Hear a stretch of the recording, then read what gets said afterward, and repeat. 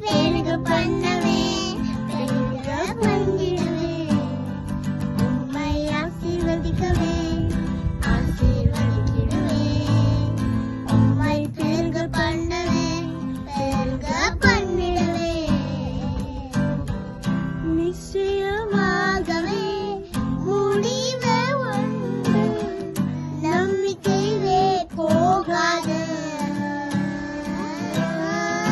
நிச்சயமாகவே முடிவு உண்டு, நம்பிக்கையே போகாது.